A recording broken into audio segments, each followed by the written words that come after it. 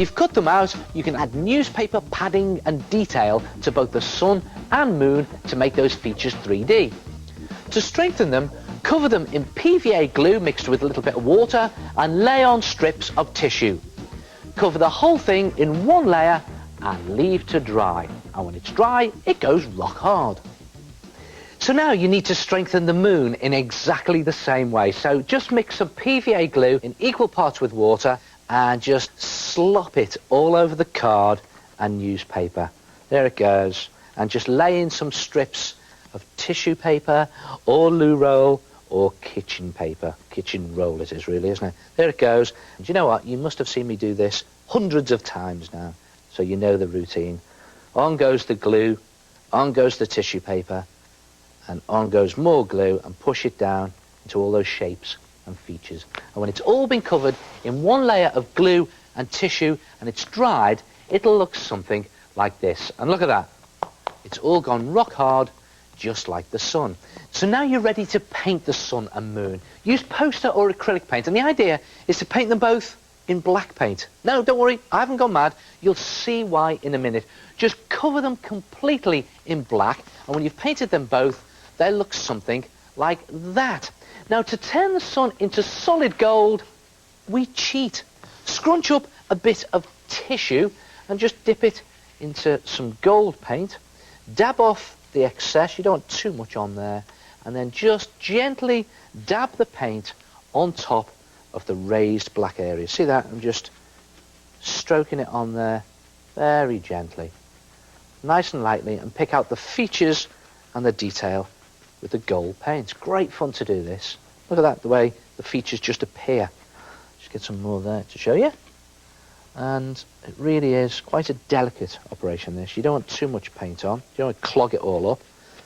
I think that's a fantastic effect, that. And it turns from dull black into an old metallic gold right in front of your eyes. Now, you could use yellow paint if you don't have any gold paint, and it's a good idea to just add a touch of green and black to your yellow paint just to make it slightly goldy. Good trick, that. And if you do the same with silver paint on the moon, just dip some kitchen roll or tissue into your silver paint, dab off the excess, and then again just dust it on. Look at that, same effect. You just pick out those features on the moon and just gently caress the whole of the face like that. There it is. That looks fantastic, doesn't it? And when you've done both completely, you'll have a sun that looks like this and a moon to suit. Look at that. And then just tape some string on the back if you want to hang them up, and there you have a solid gold sun and a solid silver moon. And you know, you can even try different paint effects if you want to. How's about a shimmering moon in ice blue, dusted with a darker blue and sprinkled with silver glitter, and a sizzling yellow sun, see that? Just dusted with fiery deep orange to pick out those features and surrounded by gold glitter rays. And again, I think they look absolutely brilliant. Try it yourself, your own ancient treasures, a sun and a moon.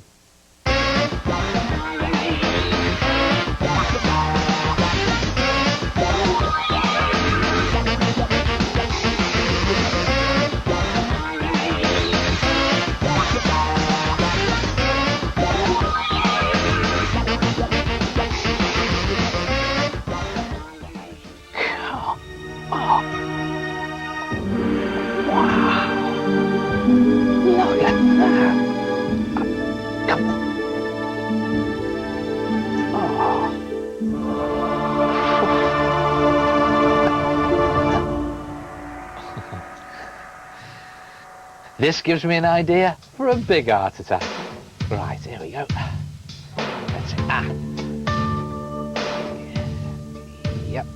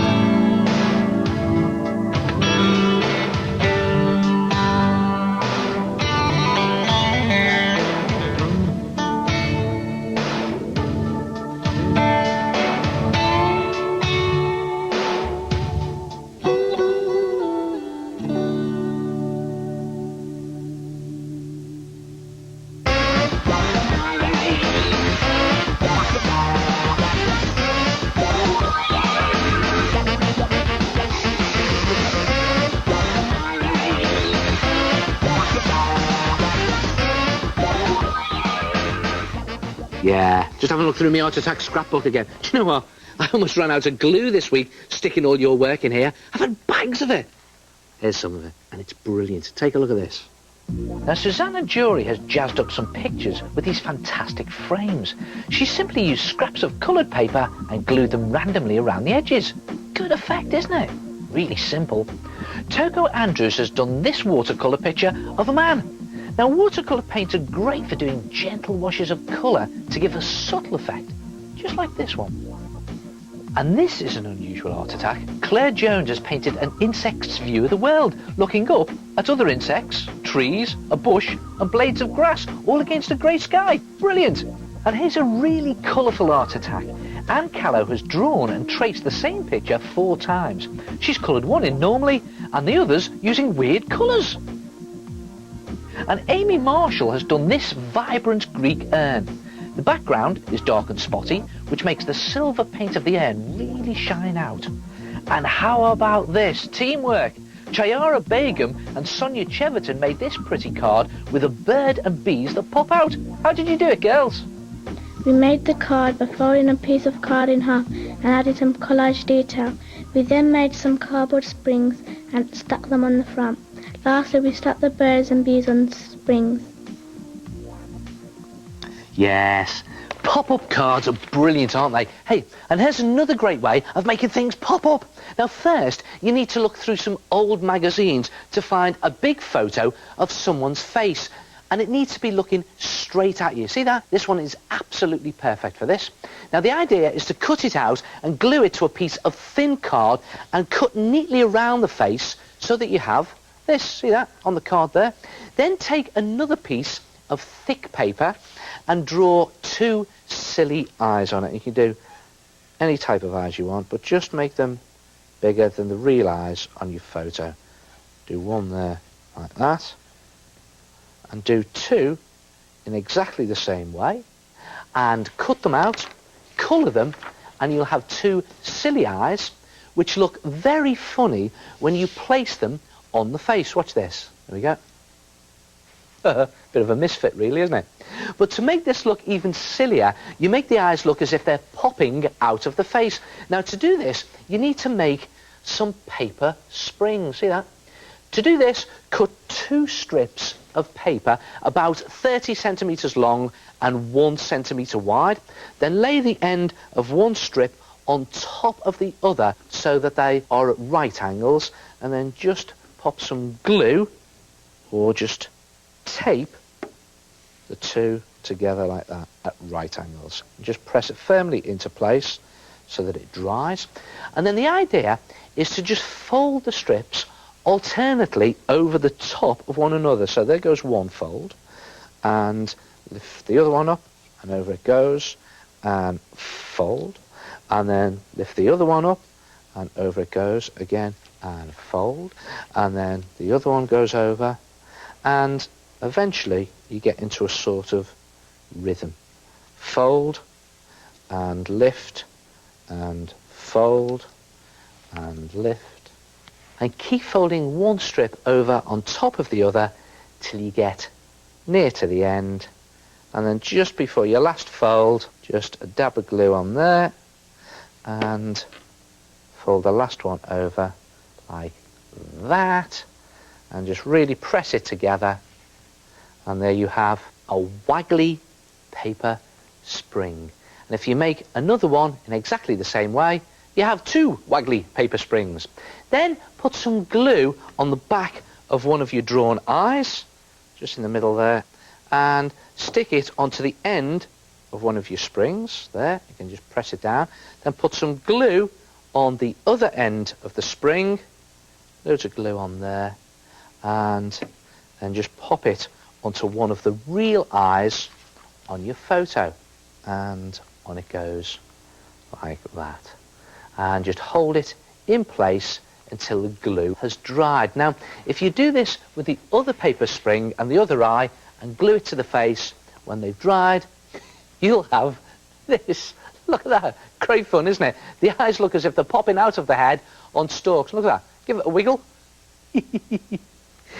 Now, you can leave your face like this to mess about with, or you could stick it onto some coloured card so that you can hang it on the walls to peer out at you with its weird wobbly eyes. And you can get lots of weird faces by drawing weird eyes and putting them on paper springs. How about him? Give him a wobble. Or her? Give her a shake.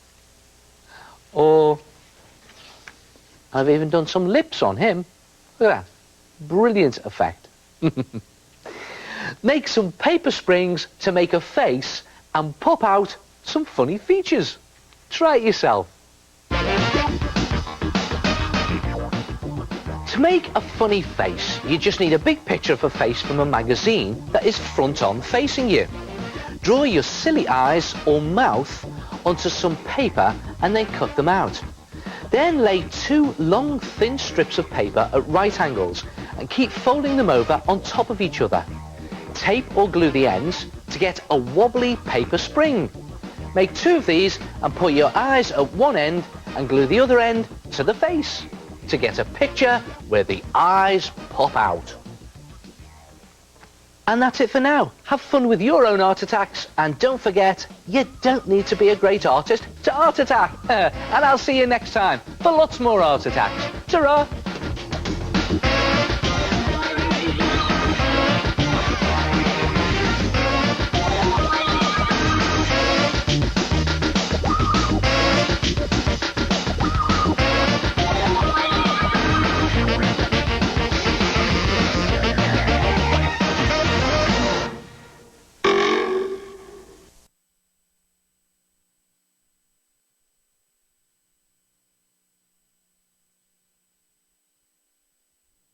CBC.ca/taken.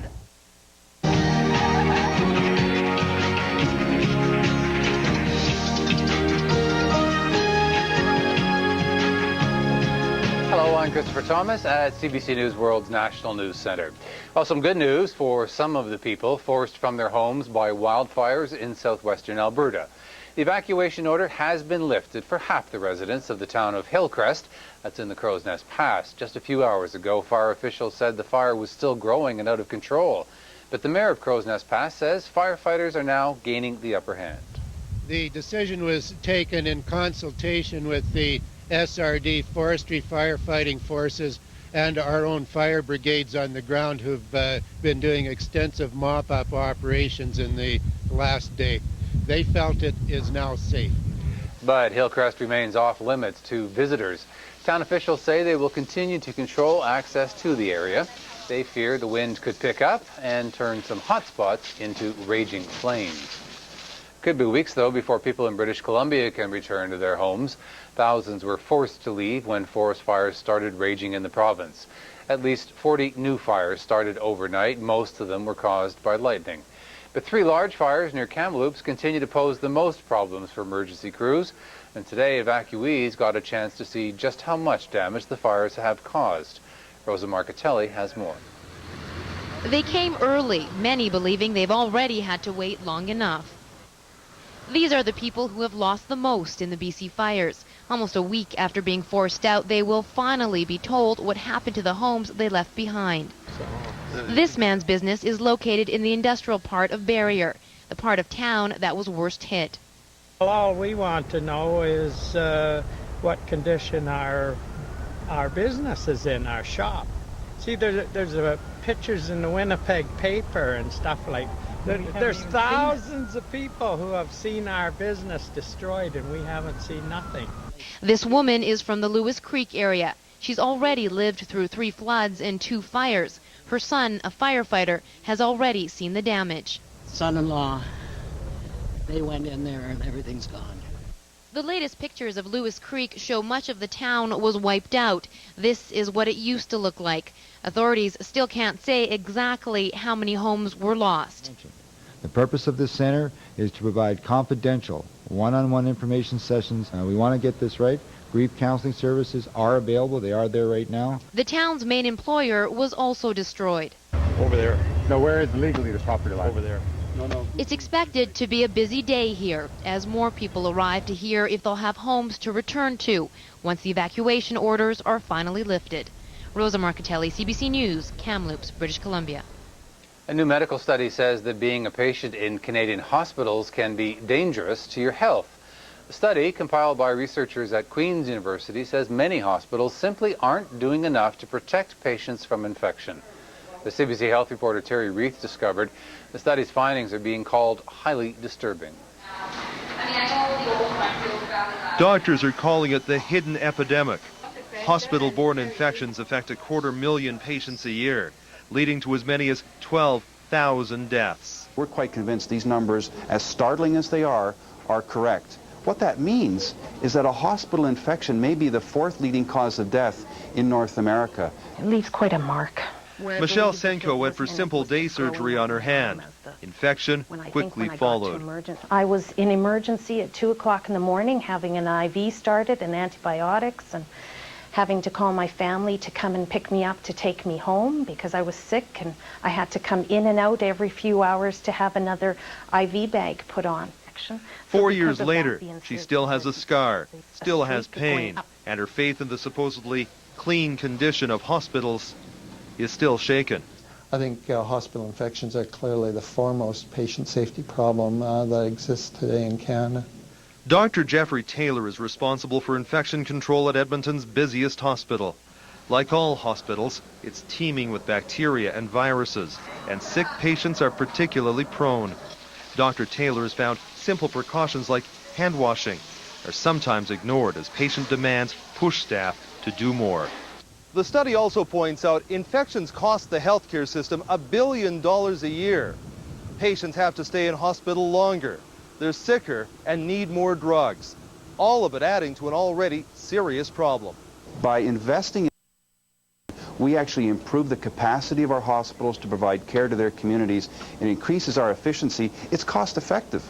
The study's author says better infection control could save 6,000 lives a year, half the people who are now dying.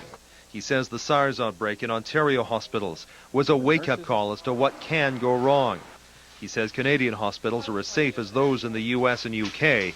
Every facility, the study points out, has room to do better. Terry Reith, CBC News, Edmonton.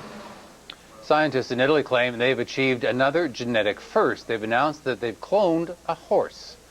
The horse is 2 months old now and in excellent health. They say they used the DNA of the mare, meaning that she and the foal are identical twins. The details are described in the journal Nature. A growing list of animals have been cloned, including sheep, cows, cats, and rodents.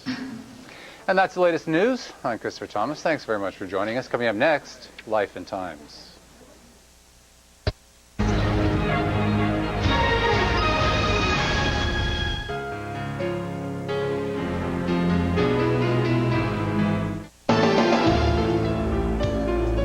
Tonight, Carol Shields, transforming ordinary life. I think she has decided to be gentle and charming. She published her first novel when she was 40. She had already cranked out 5 kids. I wanted to write about the lives of women. I suppose I wanted to give some kind of voice to them.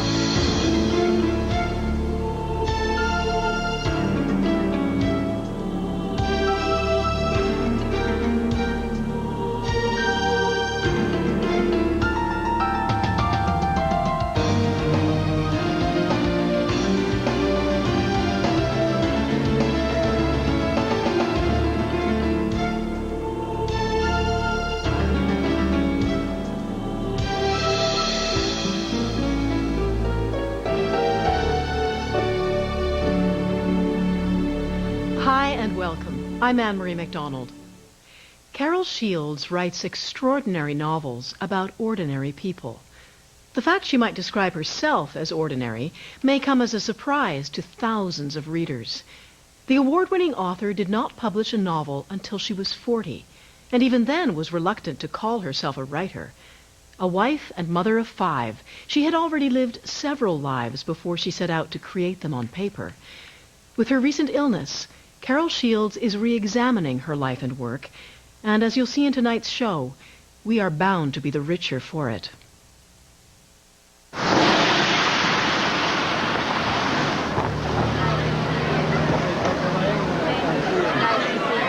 say break her leg when I tell you.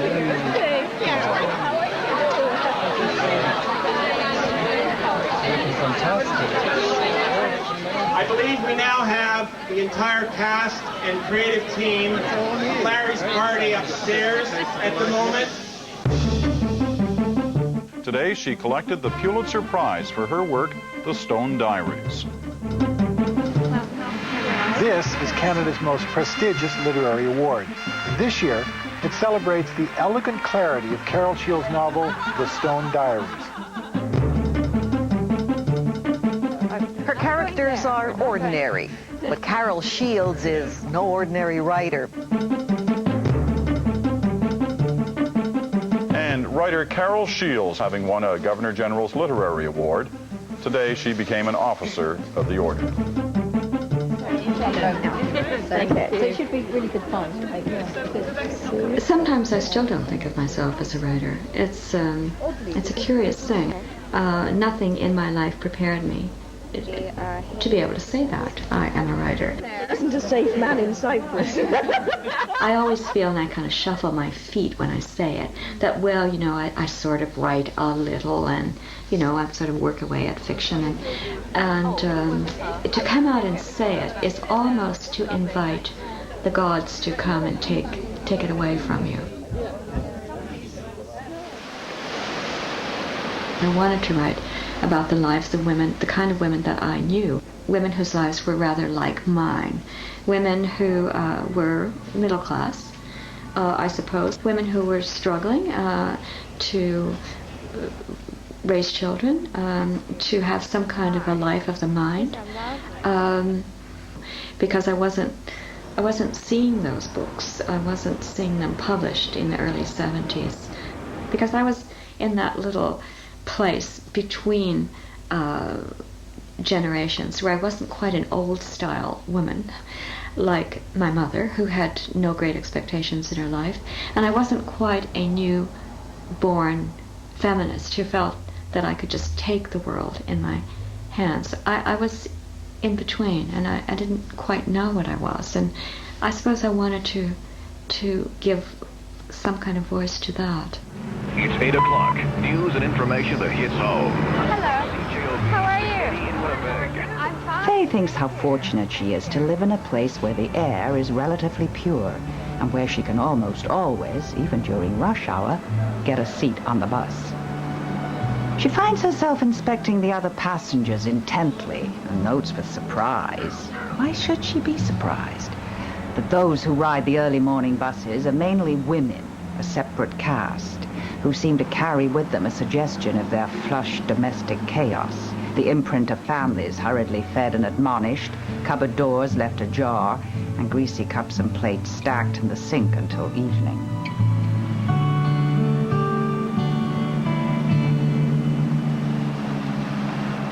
When she began publishing, it was the 70s.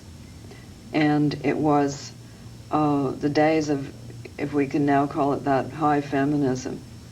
So her characters were, on the whole, either happily married or, you know, not going out to kind of kill all the dragons in sight. And therefore, I think she got somewhat overlooked at that time. As the 80s came in, that effect faded. And also she was writing bigger and more accomplished books.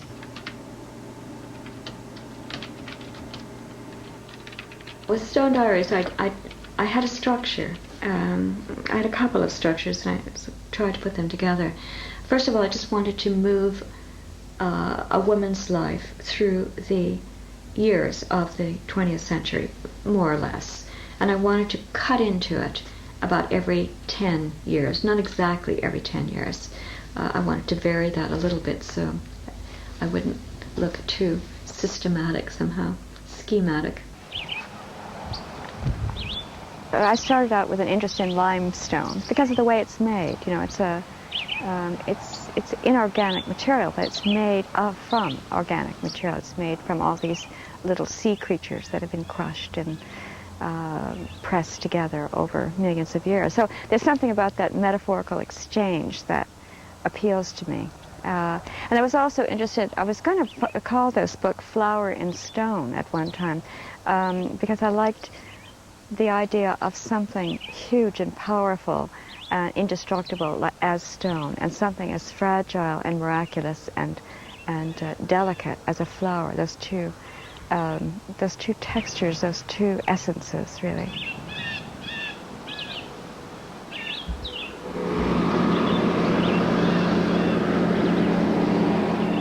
The stone itself, a dolomitic limestone, is more beautiful and easier to handle than that which my father knew growing up in Stonewall, Manitoba. Natural chemical alterations give it its unique, lacy look. It comes in 2 colors. Equal parts with water and cover it in tissue paper and let the whole thing dry. Now, to paint your fancy headdress, use poster or acrylic paints and use nice bright colours. I think I'm going to start with some red on that flower there. Just slop it on. Oh, look at that. Brilliant, isn't it? And I'm just going to paint the petals of the flower a nice bright red. And you can take a lot more time doing it. I'm doing it really quickly now to show you. And then just mix in some streaks of white in the middle of the petals there, just to make them look pink. Nice petally texture there. And for the hat itself, I think we'll go green on the hat. Clown's hat. It goes there. And again, just slopping it on, just to give you the idea. Nice bright green hat. And here's a good trick. How about nice bright orange for the hair? But I'm just doing the orange on those top bits there, like that. And good idea is to just plop some red down inside the curls to make them slightly darker on the inside. And when you've painted it all, leave it to dry. And when it's dry, you'll have something that looks like this. Look at that. Now you need to make a headband so that you can actually wear your headdress. To do this, cut 2 strips of card about 1.5 times the length and about 1.5 times the width of a ruler. So 2 lengths, same size. Cereal box card is perfect for this, and the idea is to place them on either side of your headdress and just place them either side of the hole there and just use a nice strong glue and glue them into place. Just going to move that off there, put the glue on there, and then pop it on. And to really strengthen it up, just put a couple of pieces of tape across. I'll just put one to show you. And again, on the other side, nice strong glue in there. And on it goes with some tape to hold it firmly in place. And again, you use plenty of tape for that and make it really strong. And when they're nice and secure, place the headdress on the front of your face like this, and then pull those bands around the back of your head until they meet. See there? Around the back there like that. Overlap them and just pull them tightly to fit your head snugly, and then holding them in place very carefully to the size of your head, tape them together. Again, use plenty of tape. I'm just going to do it quickly here, and if there's any excess card, you can just snip that off. And when the band is secure, you are ready to party. And you know, you don't have to just do designs like this one with silly hair. You can do designs with silly ears instead. How about this? Look at this. Once you've got your face size and the shape, you can draw a hat like a pixie hat, and then on either side, instead of the silly hair, just draw a pair of big silly ears.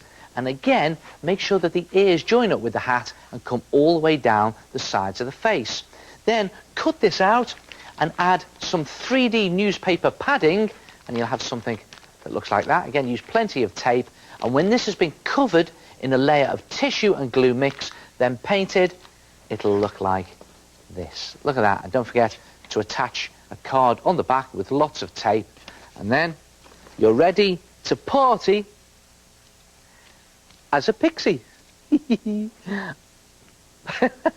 And you can use this method to make a lot of fancy headdress designs.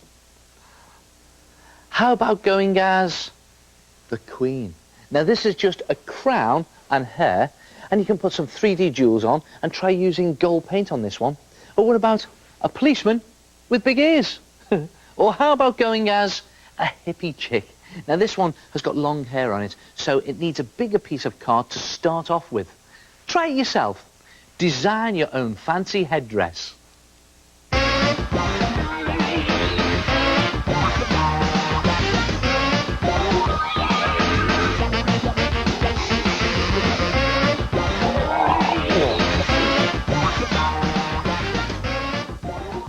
Come on. Here we go. Hang on. Here you go. There you go.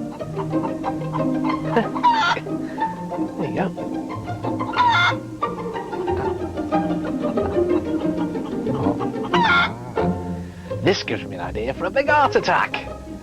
Right.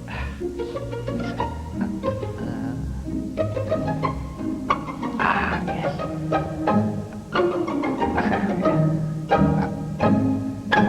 Perfect.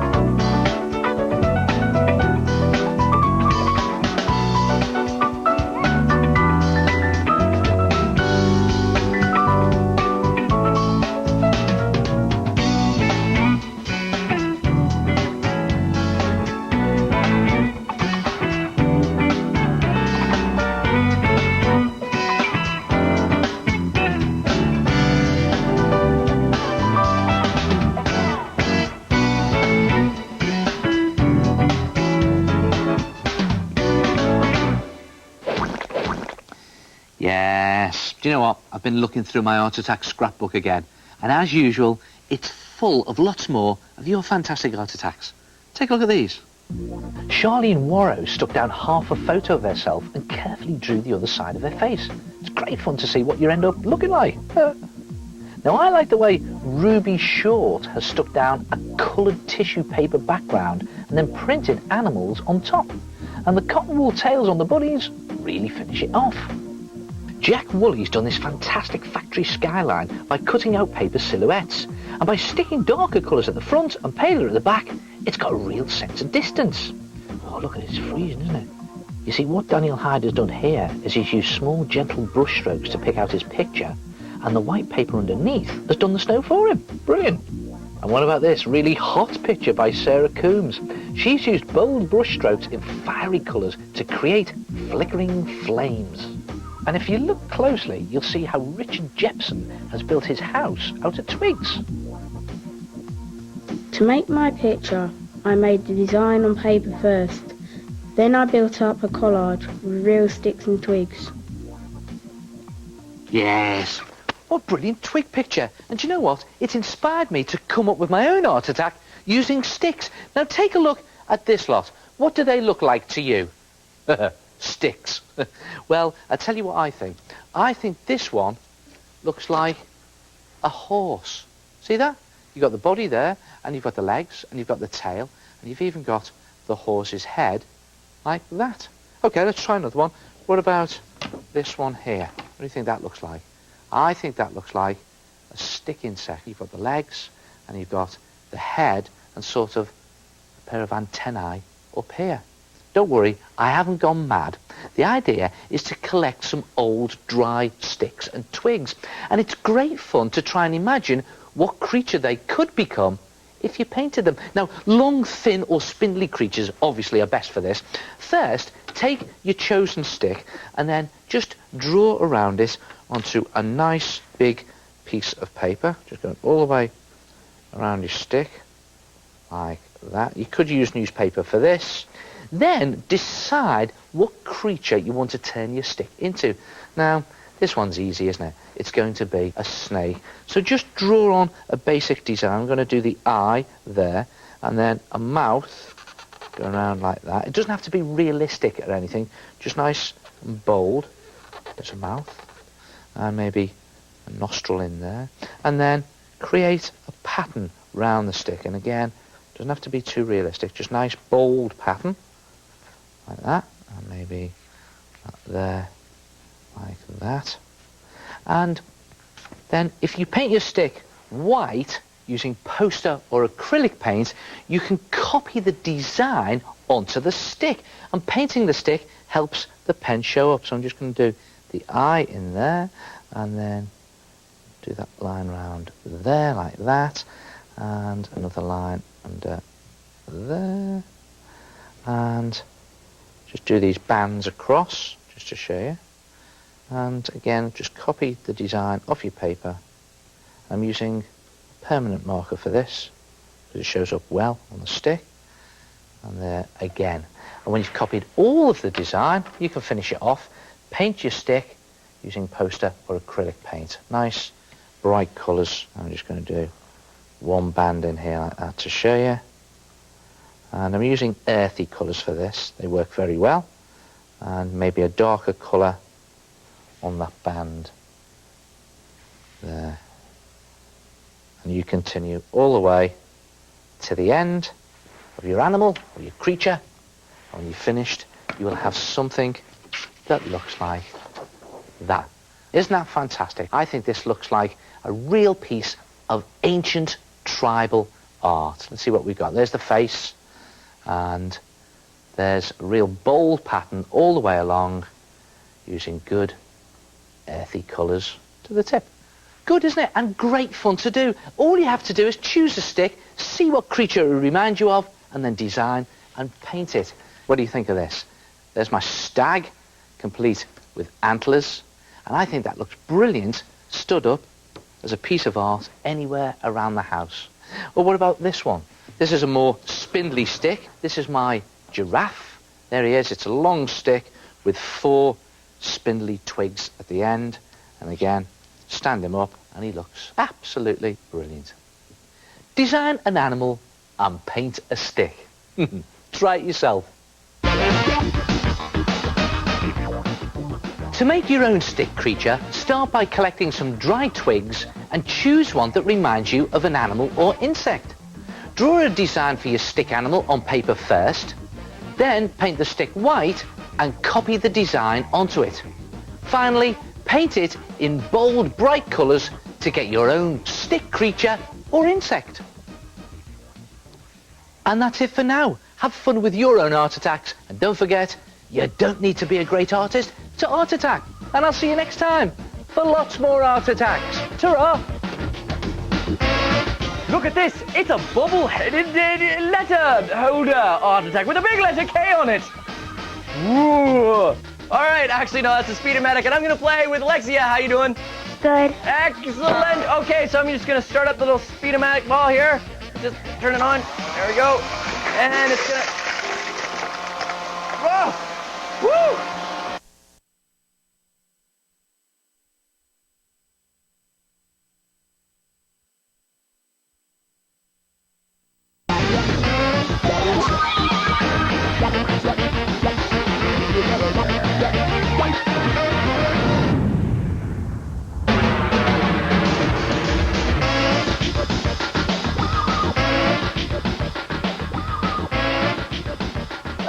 Hello there, good to see you again. Hey, I'm just in the middle of making one of these really spooky monsters that are coming at you. Look at this.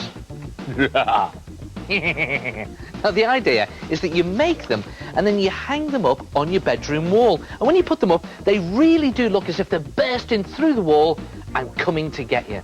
Now if you remember, this is where I got up to last time. So, if you want to try it yourself, first, cut out an oval from cardboard box card. Then, tear rough triangles of white paper and more cardboard box card. Put on a wide layer of glue around the edge of the oval and place on the triangles, making sure that they point into the middle. Glue the paper triangles on top of the cardboard triangles, and when they're dry, bend them back on themselves. To make the monster, use newspaper scrunched into shapes and taped into place.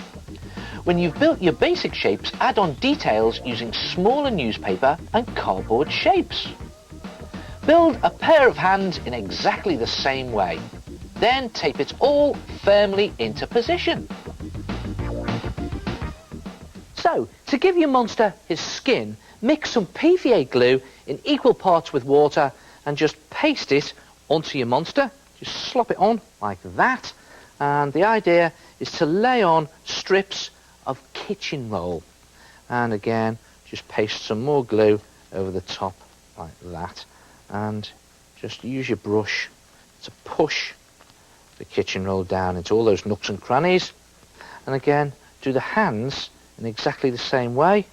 Just paste glue onto each finger, and a bit fiddly, but just wrap your kitchen roll around the finger like that, and just push it into place with your brush, again covering it in a bit more glue like that. And the idea is to cover the face and hands in 2 layers of tissue and glue.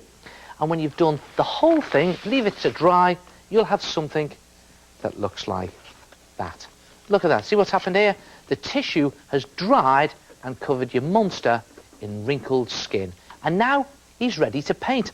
Now, it's a good idea to paint black all the way around your monster onto the backing card down there to create a black hole. See that? And to do this, you might need to just hold the card and paper back. And try not to get any paint onto the card or paper. And doing this black gives the illusion as if he's coming out of a deep black hole. And when it comes to the monster itself, you can do him any colour you like, but you know, real gruesome colours work very well, like a gruesome green. And the idea is to just slap it all over him, and you can even mix in some slightly darker shades, a bit of black in there, to give the skin a sort of monstery texture. And you paint the hands green as well. Again, Just blending different shades of green together, maybe streaking in some black or brown. And for his eyes, I was about a really fierce red. Looks very bloodshot, doesn't it? In fact, it just looks like blood. And when you finish painting the whole thing, he looks like this. Look at that. And I've done his teeth a sort of yellowy white, and I've added a white highlight onto his eyes there, like a fierce sparkle. And if you tape some string onto the back, using some nice strong tape there, piece of string, you can hang him up on your bedroom wall and scare yourself stiff. And he looks as though he's bursting through the wall, coming at you. And you can make any design you like. Here's another monster coming at you, made in exactly the same way, using newspaper to make the shape of the skull and the hands. Or how about this? A kind of alien coming at you. This one's got 3 paper eyes stuck out on newspaper stalks. And you know, if you don't want to make a full monster, how about one that's peeping through a slit? Try it yourself. Monsters coming at you through the walls.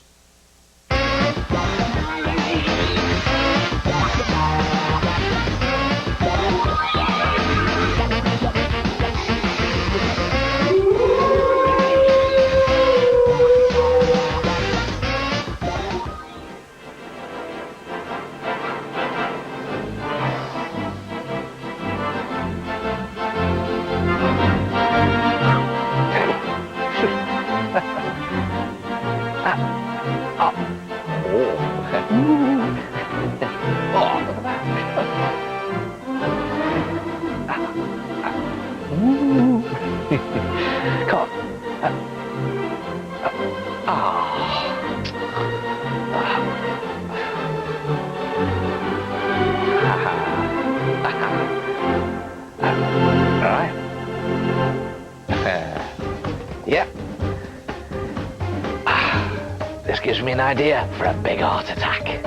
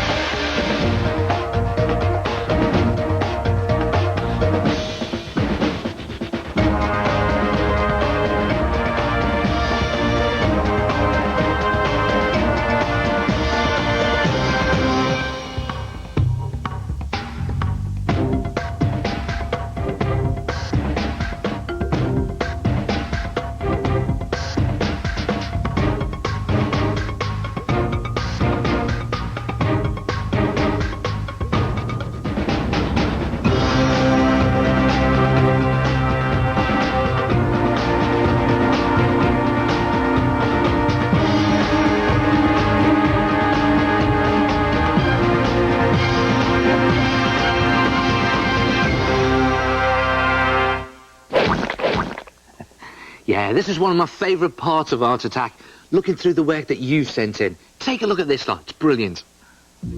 Robin Mather has done this brilliant car using pencil crayons. I like the way she's pressed harder in some areas than in others to give different tones of the same colour. Nice one. And here's a tribal mask made by Paul Rhodes. He stuck papier-mâché onto a paper plate to make 3D features and then painted it. The plaited wool is also great for the hair. Whoa. Lee Hammond has done this ghoulish castle scene complete with witch and bats. So come on, Lee, how did you do it? To make my picture, I painted a sunset first. I then painted a spooky Halloween scene on top of it. Yes, great Art Attacks. Do you know what? Halloween is one of my favourite times of year. I love it. Hey, and here's another idea to freak out your friends and family. A Halloween face changer. Look at that. Now, to make your own face changer, you need to start with a symmetrical head shape. So take an A4 piece of paper and fold it in half, like that. And I'm going to do a pumpkin head. So just draw half a pumpkin shape, like that, onto your paper, starting from the folded edge. See that? You've got to have the folded edge going down one side and just draw half the face shape there. And if you cut it out, you have a symmetrical pumpkin head template. See that? Then use a ruler to draw a line down the centre crease. You'll see why I'm doing this in a minute. And it goes like that. Now you need some cardboard box card, and the idea is to place it with the grain running vertically from top to bottom so that you have this wavy edge in there. Then just draw around the template onto your card. I'm just doing it quite quickly here to show you. You can take some time over this, get it all the way around there like that. See that? And again, the other side there, and down like that. Then mark the top and the bottom of that centre line, there like that, and then using a ruler, just draw a straight line all the way down like that. Then cut this out so you have something that looks like that, and then use your template to make another card pumpkin in exactly the same way with a centre line. And again, the grain needs to be going from the top down to the bottom. Very important, that. Now, to make the two pieces slot together, you need to make a mark that goes halfway up one, there it is, and halfway down the other. And you do need to be accurate with this. And then just cut a slot in both of them. See that? Just cut that slot in that line there. And it's just a case of slotting the two pieces together like that. And there you have your 3D pumpkin head. Now you have to draw on the changing face. And here's a trick to remember. You need to make these sections friendly, friendly, friendly, friendly. So that's 4 friendly sections. And then scary, scary, scary, scary. Now, to help you remember the formula, just write on your sections F for friendly. So there's friendly, friendly. Just do it in pencil because it's only rough. Friendly, just a guide. Friendly. And then 4 scary sections. Scary, scary. This is so I don't forget. Scary, scary. So that's 4 friendlies and 4 scaries. Then, when you pull these sections apart like that, just do what it says on the card. Now, on some of them, they'll say scary on one card, and it's a bit weird, but still do what it says. So if you want to scare, maybe I'm going to do the brows coming down like that to give it a nice angry expression, and put the nose in there like that, and a real scary pumpkin snarl, jagged, scary and horrible. And for the friendly one, this time I'm going to do the eye open the other way like that, and do a nice big bright eye all open there. And it does look weird, but don't worry, you'll see what happens in a minute. A big smiley. There you go, like that. Now, it does look weird, doesn't it? But don't worry, when you slot all these pieces together, there it is, you'll find that your formula actually works. There it is. You've got friendly, friendly, friendly, friendly, and scary, scary, scary, scary. And once you've got your changing face design done, just pull the pieces apart, and then you can paint them, and paint them on both sides with poster or acrylic paint. And when you've painted them, you'll have something that looks like this. And look at this. What I've done is I've done nice, bright, orangey yellow pumpkin colour, and I've gone over all the detail in permanent marker, just black permanent marker. Then just put a dribble of glue onto the bottom joint where those pieces meet. I'm just going to press it into the cardboard like that, a little squeeze of glue, not too much in there, and then carefully insert your pencil a couple of centimetres, just pressing it into the card like that. And to strengthen it up, you could always stick on some sticky tack, and then, very carefully, you're ready to change faces with your face changer. Just hold the pencil between the palm of your hands and spin your face, and watch it change before your eyes. And you can do other designs as long as you start off with a symmetrical template for the head shapes. How about a Halloween witch whose mouth changes? Or maybe even a vampire whose eyes and eyebrows move. Here we go. A Halloween face changer. Try it yourself. First, make a symmetrical paper template and use it to draw around onto card. Then cut it out to get a pumpkin head, and make 2 of them, and cut a slot halfway up one and a slot halfway down the other. Then slot them together and draw a happy face in 4 sections and a scary in the other 4. Then just simply paint them and add a bit of glue at the bottom, then insert a pencil and twizzle it to make the face change. And that's it for now. So have fun with your own art attacks, and don't forget, you don't need to be a great artist to art attack. I'll see you next time for lots more art attack. Ta-ra! Okay, TVO Kids, you all know about my obsession with all the art shows on TVO. I love Fingertips, I love Art Attack. In honor of Fingertips and Art Attack, I'm teaching you a craft called a cootie catcher. It's also called a fortune teller. That's what I grew up calling it. Anyways, we used to make these when I was in grade 3. They were all the rage. They look like this, right? And there's colors on the outside. So you pick a color, like let's say blue. So then you would spell the color B-L-U-E, and you move your fingers for each letter in the color. And then inside there's numbers, and pick a number. So let's say I picked the number 8. So I open number 8 and it says, wearing blue tomorrow will bring good luck. So I'm going to show you guys how to make one of these. All you first of all need is a sheet of 8 by 11 paper. Any size paper will actually do. And you want to get a square of paper, which you do by folding over one corner. So you get a nice, perfect square. You trim off the excess there, and there we go. We got a square. You fold your square into 2 triangles, right? That lets you find the center of your piece of paper right there. You can put a little dot there just to make it easier to see. Now you fold each corner into that dot like this. Boom. So that makes your square get smaller, like that. And then you flip it over and do the same thing again. Fold in each corner into the center. TVO Kids, you guys watch Eddie and the Bear. We're going to finish this craft when we come back in about 10 minutes. All right, stay tuned.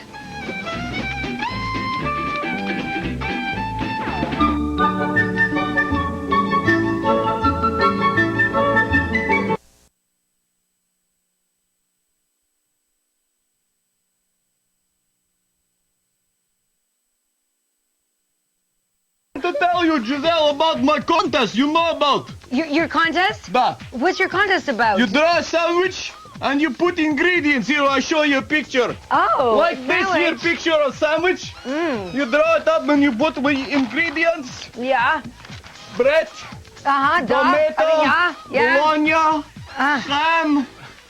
Like I put here. Use this as guide. That looks delicious, Ivan. Yes, then you can enter contest. TVO Kids, you do the same, yeah? Yeah, send them into Ivan. That's right. Now I have to go. Okay. Oh, Anyway, let's watch Art Attack.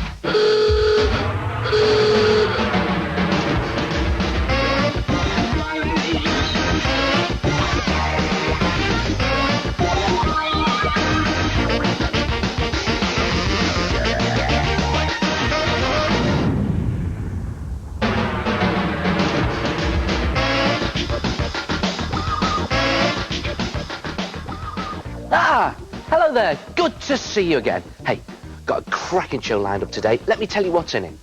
In fact, no, I don't think I will. Better still, let me show you what's in it. Take a look at this lot. First up, I'll be showing you a great trick, but you'll have to wait and see what it is. Yes, there'll be another big art attack. So okay, see if you can guess what this one's going to be. And later in the show, I'll be creating a whole city with my bare hands. And some PVA glue, of course. Okay, to start with, I've got a great art attack trick to show you. But see if you can guess what it is. I'm not going to tell you. Take a look at that. No, it's not a road, but it is a sort of path through fields. There it goes. So I'm going to put some green grass in there. Now, think about it. See if you can work it out. A path through fields. So, okay, what do you think made the path? Well, I'm not going to tell you. I'm just going to put a bit of green in like that, and maybe make it slightly grainy with some black. Wax crayons I'm using here on the side to colour in quickly. Okay, what made the path then? Well, whatever it did, it pushed the grass to one side. It broke through a fence. I'm just doing this all really quickly. Great effect with wax crayons. There's the fence, bits of broken fence on the floor. A little bit of shading under the bits of fence. And it's also damaged a few telegraph poles. So do that one bending over there like that.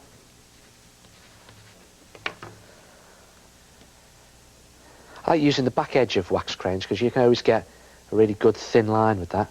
See that? The cabling. Any idea what it is yet? Okay, well, watch this. A squiggle here, and a squiggle there getting narrower at the bottom, like that, and some curved shading around the edges. And yes, you've guessed it. It's a twister, a tornado. And just continue the curve shading up to create the cone of the twister, and then do some swirling clouds curving around the top of the twister like that. See that? Just curving around the top of the twister. And really get your wax crayon going there to create that movement.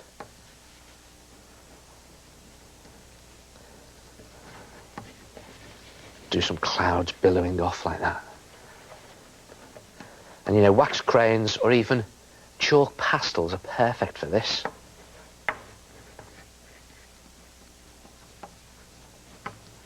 And just put some trees and houses in the distance. I think we're going to do the houses sort of slightly falling over to one side like that, because they're being blown over. And just some silhouettes of trees in the distance. And I'm just going to make the sky darker, really stormy.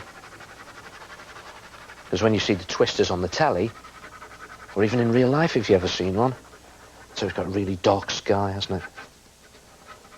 And I'm going to put dust and debris at the bottom where the twister's kicking it all up. Little bits of buildings in there.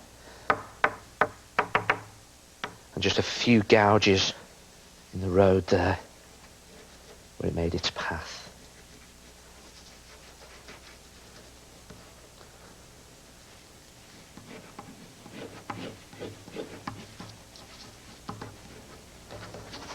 And there it is. A twister. Try it yourself.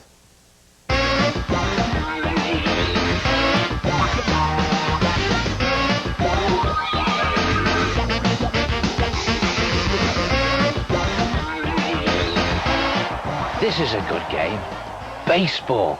Look at this lot. They're brilliant. Oh, yeah. Oh, I'm enjoying this. Look at him go. Oh, what are they doing? Yeah, look at that. Hey, hey, no? What?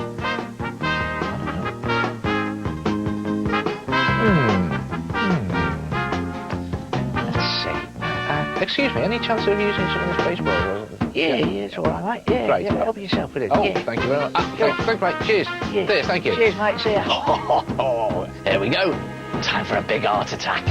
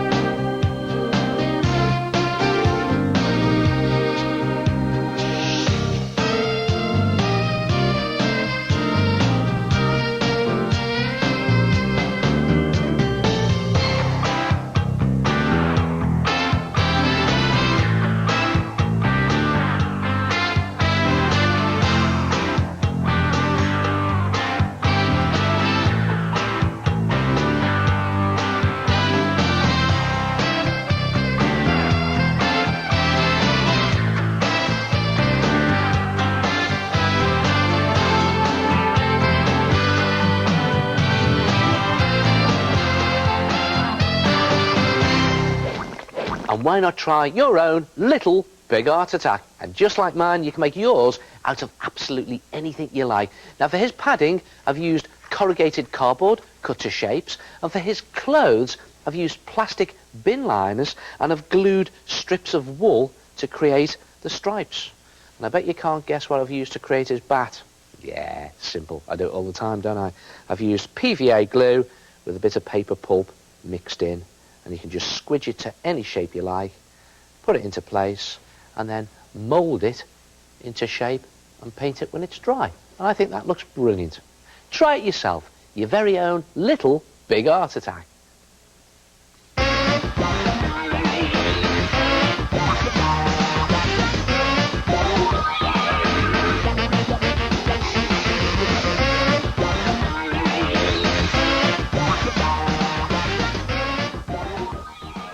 So, okay, how do you fancy being a high-flying designer? No, not a picture designer, bigger. No, not a car designer, bigger. No, not even a house designer, bigger. A whole city. Well, now you can. Complete with its own waterfront setting, roads, tunnels, buildings, and even skyscrapers. And believe it or not, it's all made out of bits of rubbish. And you're the genius who designed it. So, before you set off down the road to a career as an architect, you have to create your own megacity. Now for this, you need 2 empty boxes, one larger than the other. Cereal boxes or any other food container that you throw in the rubbish is perfect for this. And the idea is to stuff them with scrunched up balls of newspaper to strengthen them and just to pad them out a bit. And then tape it closed like that. I'm just doing it quickly to show you. You can put plenty of tape on this, one there and one there. And do this with the other one in exactly the same way. Then you need to cut a big piece of cardboard box card so that it has wobbly edges. See that? Just curved edges around the edge there. Then put some glue on the card and just lay down the bigger box onto the card like that and press that firmly into place, and then put some glue on that box and lay the smaller one on top. And it's a good idea to do it towards one end like that and turn it the other way. See that? Towards that end, it gives a better shape to your city. Now, to make it look more realistic, you need to just crunch it down and break up those straight edges and the corners of the cereal boxes to make them look more like cliffs and rocks. See that? You can just bash them. If you do break it, just put some more tape on later on. Another good way of doing this is to scrunch up some balls or sausages of newspaper and just put them around the edge like that, again, just to break up that shape all the way around your city. And when you've done all of this with loads of tape on both boxes, you'll have something that looks like this. Look at that. There it is, the base of your mega city. Now, to create the buildings and skyscrapers, you need to collect a selection of smaller empty cartons. And you can have packets, tubes, anything like this, and they need to be taped closed at both ends. And the idea is to put glue on top of your cereal box, on your other box, like that, and then you start to build your mega city by arranging the smaller empty packets on top. And this is where you can have loads of fun and show off your designer skills. Just pop them into place in the glue. And just put one there like that. And you could even cluster different size packets together. They don't need to be straight, because you don't usually get too many just completely straight cities, do you? But do leave some gaps for roads in there. And you can actually put some on top of each other. Maybe put one up there like that. And maybe one more down there like that on the lower level. And when you've added on all your smaller boxes and you're happy with their positions, make sure they're firmly glued down and taped into place. And look at that, your city really is starting to take shape. You can also add on highways, and it's just a case of cutting some straight and curved thin strips of cereal box card and place them wherever you want the roads to be. So I think I'll put one in there. I think this curved one I'm going to wrap around the buildings and around the side like that and tuck it into the back. And then again, firmly tape those into place. And again, use plenty of tape. So this is the basic mega city. Now, to strengthen and seal everything and make the base look even more craggy, mix some PVA glue in equal parts with water and then just paste it onto the cereal boxes and onto the scrunched up newspaper. In fact, paste it on everything. And lay on strips of loo roll or kitchen roll or tissue paper. And again, paste over them. And the idea is to cover the whole of your model city in one layer of this glue and tissue. And look at that, go over all the rocks and everything, go over the roads, but whatever you do, don't do the sea.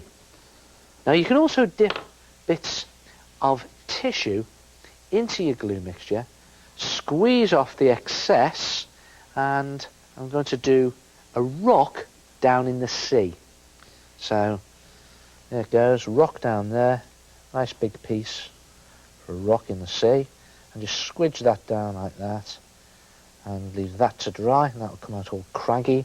And put one up here for trees and shrubs, and you can dot those all around the city, so you're a sort of landscape gardener as well as an architect. And when you've covered the whole of the city in a layer of tissue and put on any extra tissue modelling that you need, leave it to dry, and when the whole thing is dry, you'll have something that looks like that. Look at that, it's absolutely rock solid, and it's starting to look like a city, isn't it? It looks like a city in the snow now. I think that looks brilliant. And I'm going to leave it there for now. So, try it yourself. First of all, take a big and a small empty cereal box and stuff them with scrunched up balls of newspaper, then tape them closed. Then take a big piece of cardboard box card cut with a wobbly edge and glue the large box onto it. Then glue the smaller box on top. Then scrunch up some sausages and balls of newspaper and tape them along the sides. Then glue on lots of smaller boxes to create city skyscrapers. Then add some highways by cutting curved or straight strips of cereal box card and tape them into position. Then strengthen your city with a mix of PVA glue and water and tissue paper, but don't do the buildings or the sea. Then you can even use glued tissue to make rocks, shrubs and bushes. And next time I'll show you how to paint your mega city and how to add a shimmering sea complete with crashing waves. And I'll also show you how to design your own picturesque seaside town. Look at that. Straight from a picture postcard, that. So I'll see you next time for lots more art attacks. Till then, ta-ra! Well, it's time to play some Name 5. And I've got Shelby, who's going to play with me. Shelby's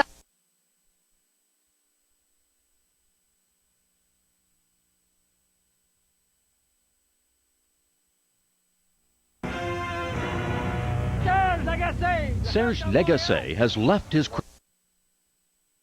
Alessandra's fish. Alessandra is 7 years old, and Nemo is a cute little orange and black striped fish, like the Nemo in the movie, who was actually orange and white. But close. He's a clownfish in the movie.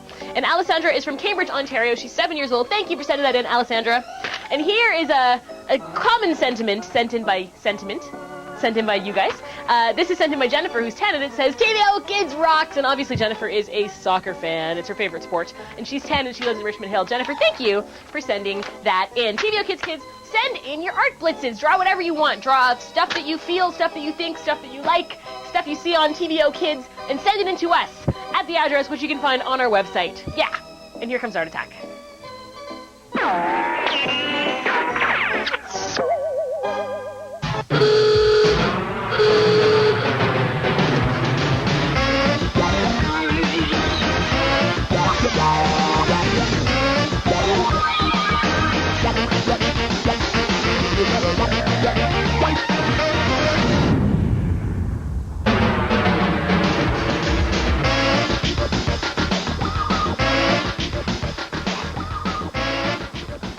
Hello there, good to see you again. Hey, I'm just in the middle of making this mega city that I've designed myself. Look at that, complete with buildings, roadways, and even an exclusive waterfront setting. Now, if you remember, this is where I got up to last time, and believe it or not, it's all made out of a load of rubbish.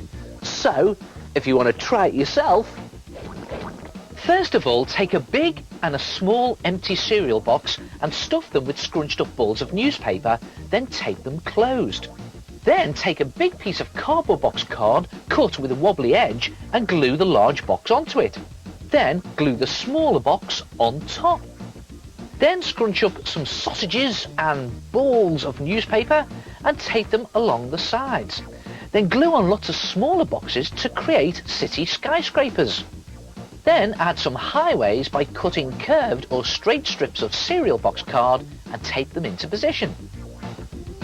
Then strengthen your city with a mix of PVA glue and water and tissue paper, but don't do the buildings or the sea. Then you can even use glued tissue to make rocks, shrubs and bushes. So, when it comes to painting your megacity, it's a good idea to paint your cliffs and ground first. Now you can use poster or acrylic paint, and the idea is to paint the cliffs a nice sandy brown colour. So I'm just going to streak that on there to show you. See that? Good colour, that. And you can always add in some darker browns around there by the caves, around there by the sea. Now for the tops of the cliffs and the greenery on the bottom level of your city, just use green paint.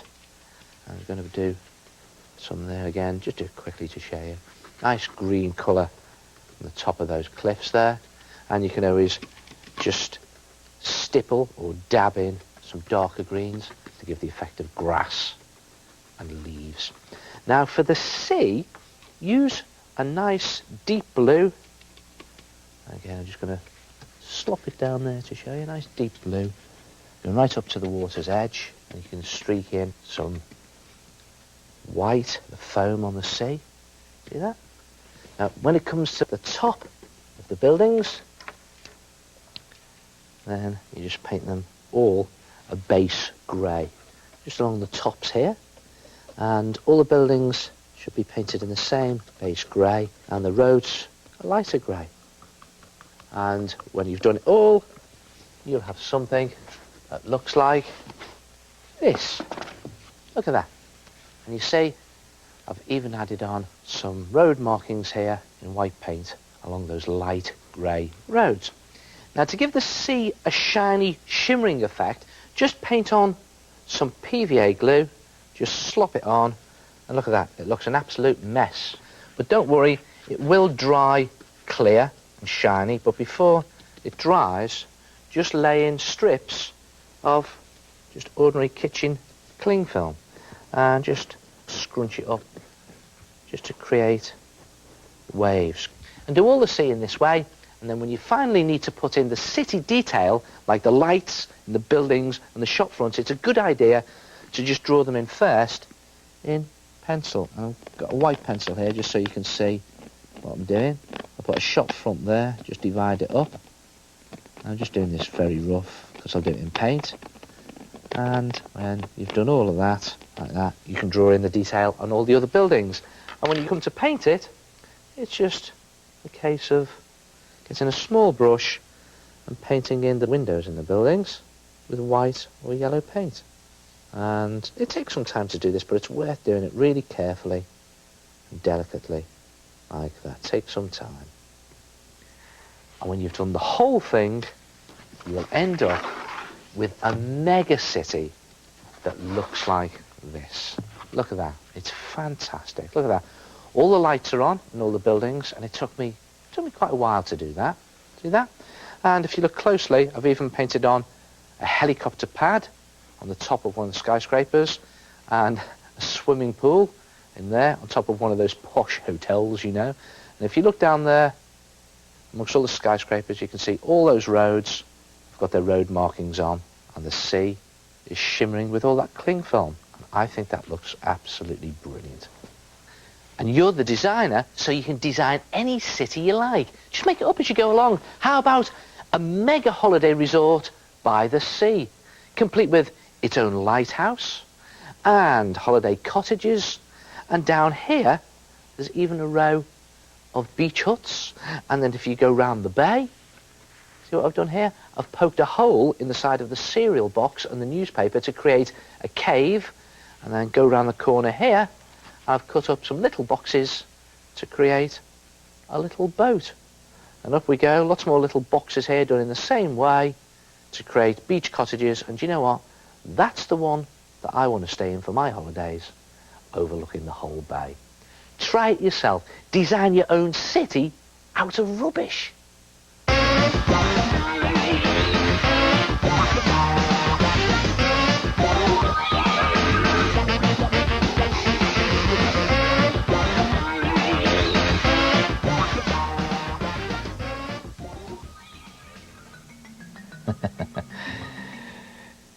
Yep, time for a big art attack. See if you can guess what this one is.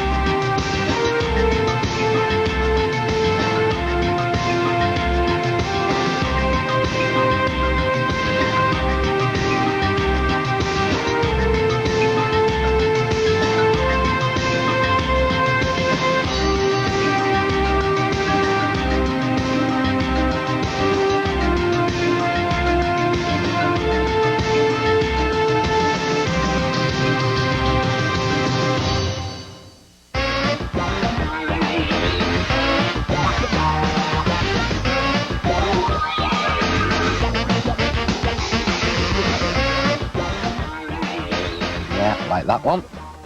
Yeah, like that one. Just looking through my Art Attack scrapbook. Yeah, like that one. In fact, I like them all. It's all your work. Take a look at this. Some brilliant things in here.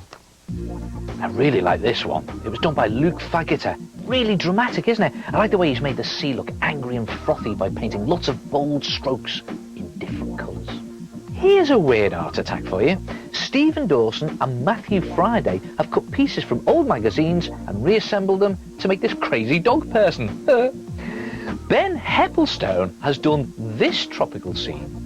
Now, he's painted most of it in really bright colours, but then carefully outlined the detail using a fine brush and black paint.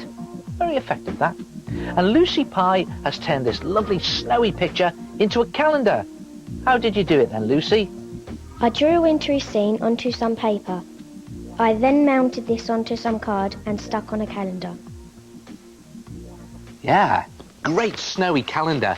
Hey, and as Christmas is just around the corner, instead of an advent calendar, how about making a countdown to Christmas calendar? Take a big piece of cardboard box card and you need to draw a Santa on it. Now, a good way to do this is draw his face first. So I'll give him a nice bobbly nose there like that, and a moustache, and a nice big smile, sort of a ho-ho-ho grin. There like that. And then a lot of him really is just hat, bit around the top there, and beard. And then do his coat down here, with a nice big fluffy bit around the middle, like that. And don't forget his boots. And do one arm here, waving. And you can do any type of Santa, really. But a nice big fat jolly one works well for this. Now, if you want, you could just draw a Rudolph peeping round the side. There, like that. Now, you need to also draw two big speech bubbles, like in comics. A big round one up here for Santa. And fill as much as for the card as you can. Nice big speech bubble up there. And a big round one round here for Rudolph. There it is, coming out of his mouth. There. Like that. If you cut him out, you'll have something that looks like this. Now, you need to paint him using poster or acrylic paint. So, use nice bright red for Santa's clothes. And his boots or his wellies, jet black. And the speech bubbles, a nice bright white. And you can do Santa's beard and all the fluffy bits a nice bright white. Or you could stick on some cotton wool. I've even glued on half a ping pong ball for Rudolph's nose there, and of course painted it red.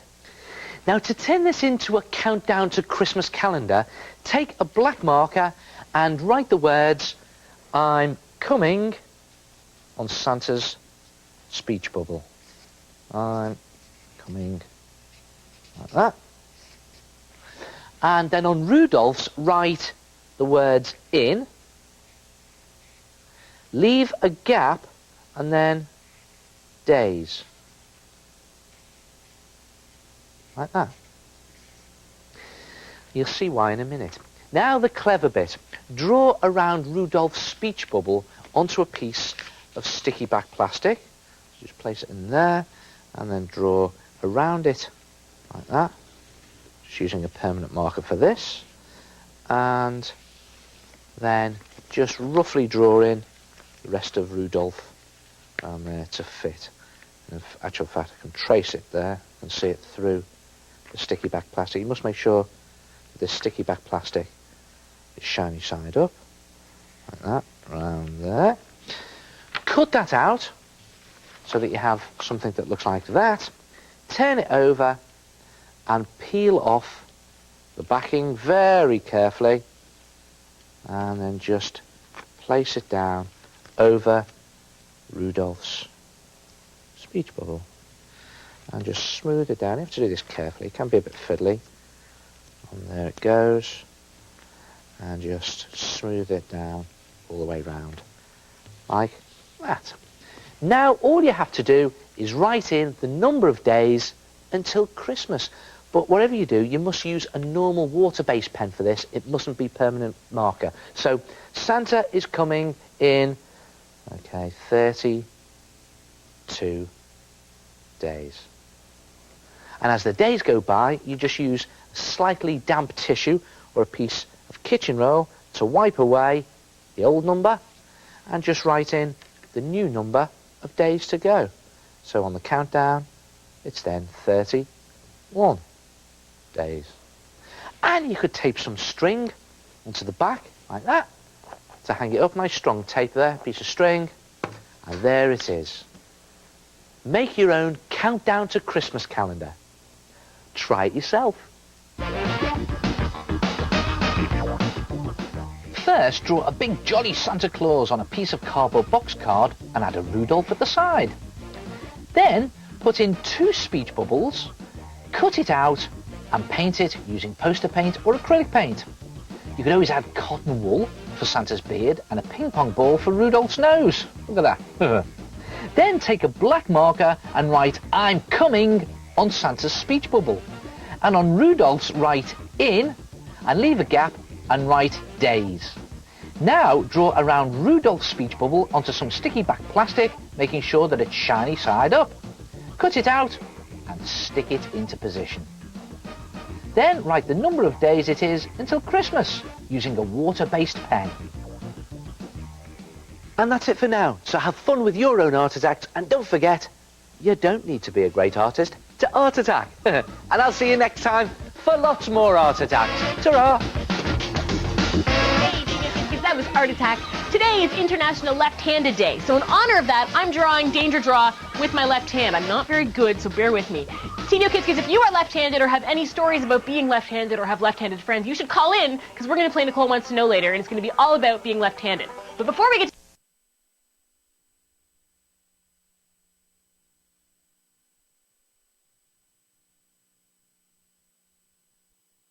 like that. Look at that. Brilliant, isn't it? Ye oldie worldy art attacky sign. And you can do these oldie worldy signs in any design you like. How about doing a football one like this? Look at this. Ye oldie worldy Man United. Or you could even do a different shaped one like this shield. And look at that. I've even painted an old dragon on this. Or you can even add extra pieces like this name plaque to hang outside your bedroom. Try it yourself. Ye oldie worldy wood signs.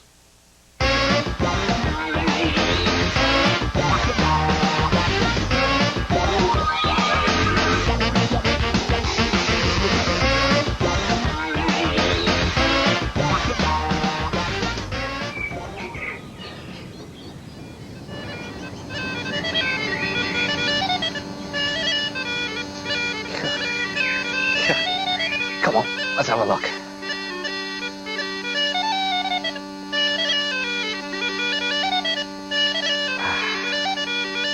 Fantastic.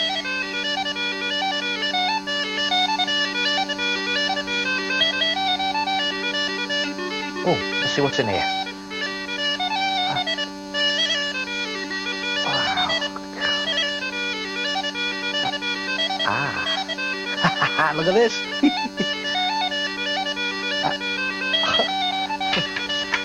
There we go.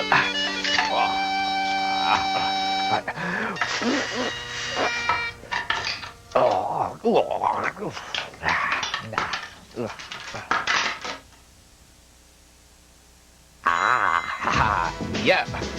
Yes. Time for a big heart attack. There we go. Yeah. Right then.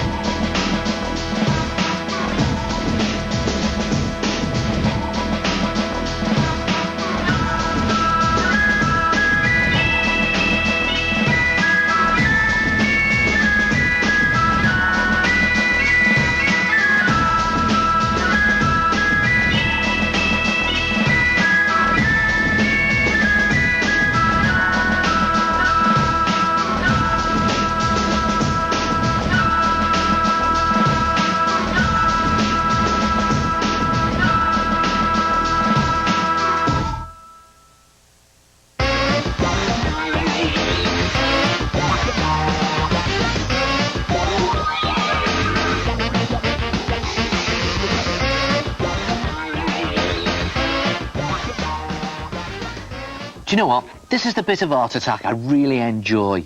Taking a look at all the art attacks that you've sent in to me. They're absolutely fantastic, you know. Like this one, for example.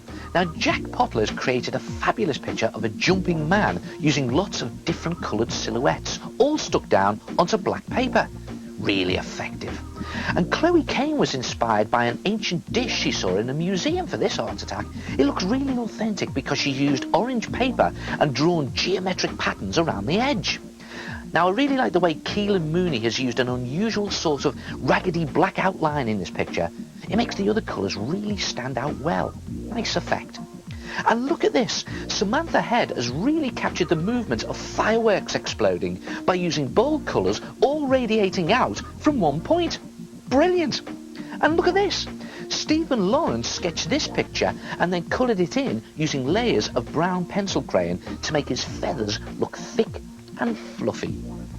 And this next art attack is a double-hander. This is Sophie Robbins and Sean Axworthy's clever card model of a house. The use of cotton wool on the chimney to create the effect of billowing smoke is brilliant. And look at this, a fantastic curly picture by Gemma Maitland using felt tips and pencil crayons. So how did you do it, Gemma?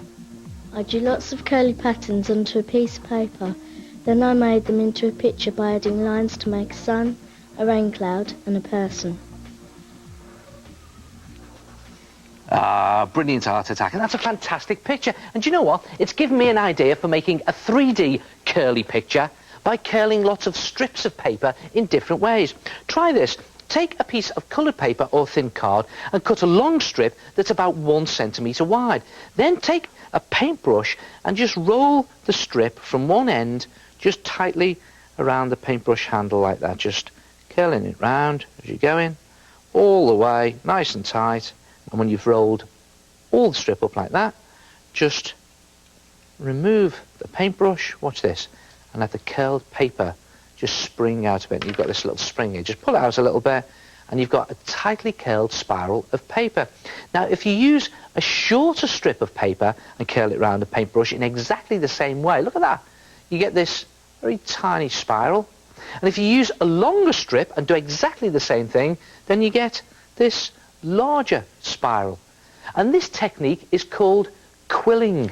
And there's lots of different ways of curling your strips of paper.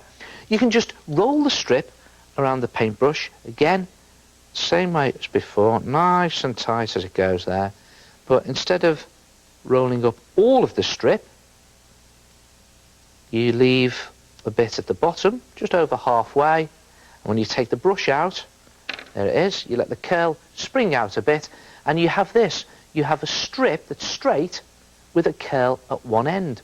And how about this? If you do the same with another strip, exactly the same, when you've half of it rolled up like that, just turn it over, go to the other end, and again, start rolling from the other end. This time, roll it back on itself like that, and you take the brush out, and look at this. You have this sort of, that's a sort of S shape with spirals at each end. Brilliant, isn't it? And if you curl lots of different length strips of paper in different ways and in different colours, you get this lot. Look at that. And you can use them to create pictures, patterns and fancy designs. And it's just a case of arranging the paper curls on top of a nice coloured piece of paper or card and see if you can create your own pattern or picture. And what we're going to do here is got some nice bright red ones that have curled really tightly, and maybe that yellow one in the middle like that, and you can just make it up as you go along. You're the designer. I'm going to put another one there, I think, and then these straight ones I've done, 2 straight ones together like that, and just put them into a position there maybe. And let's see if I put another one in there like that, again one of these ones was straight with a curl at the end of it, and maybe this one at the end like that. You've got this sort of simple flower design, very decorative. And to glue it down, just lift, let's see, I'll do that one there, I think. Just lift one of your quills or curls up like that, dab some glue on and just very carefully press it down into position, and do the same with all your bits there. And there it is. So simple And it's great fun to do. And you can use these curled paper strips in lots of different ways to create lots of different designs. How about this peacock design? Or maybe you could even use them as part of a picture, like this curly cat and moon. And they're brilliant for creating waves and curly clouds. Or you could even do very simple greeting card designs. Good, eh? Curl some strips of paper around a paintbrush to create a curly picture. Quilling. Try it yourself.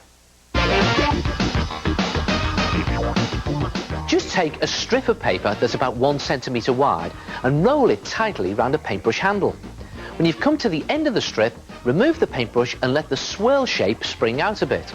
A shorter strip makes a smaller spiral, and a longer strip makes a larger spiral. You can create lots of different effects, like rolling up half a strip to get this shape, and if you turn it over and roll the paper the other way, you get this S shape.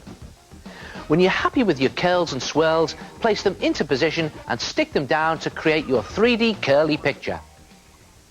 And that's it for now. So have fun with your own art attacks, and don't forget, you don't need to be a great artist to art attack.